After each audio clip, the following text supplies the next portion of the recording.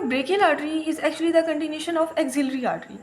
Our axillary artery is a continuation of subclavian artery. Yes. Our subclavian artery continues as axillary artery from the outer border of first rib to the lower border of teres major muscle, and from the lower border of teres major muscle our brachial artery begins. So let's deal with the beginning, course and termination of this artery. So look at this picture. Here this muscle shown here is your teres major muscle. It has an upper border and a lower border. From the lower border of teres major muscle or brachial artery continues. So it moves downward. As it moves downward on the front of the arm, it also moves laterally. This is the medial side and this is lateral side. You can also depict from here that this is your radius and this is ulna, and ulna is present on the medial side whereas radius is present laterally. Yes, so as our brachial artery moves downward, it also moves laterally and it crosses the elbow joint and it terminates at the level of the neck of the radius.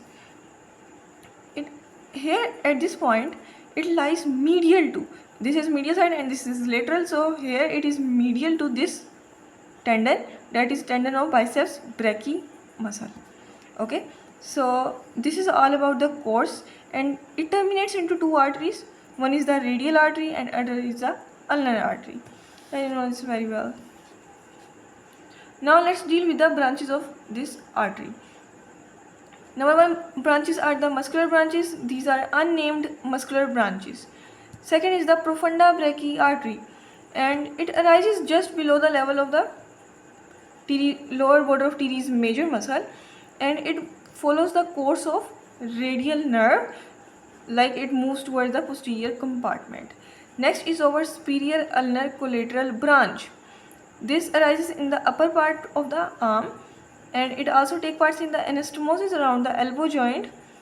Next is our nutrient artery, and our brachial artery supplies a neutral artery to the humerus. Next is the inferior ulnar collateral branch, and it also takes part in the anastomosis around the elbow joint, and this nerve, it arises from the lower compartment of the arm. So its terminating branches are for the radial artery and the ulnar artery. Yes, so this is all about the brachial artery. If you like this video, click on the like button and also subscribe to the channel. We will continue our series of upper limb in our coming videos. So thanks for watching this video.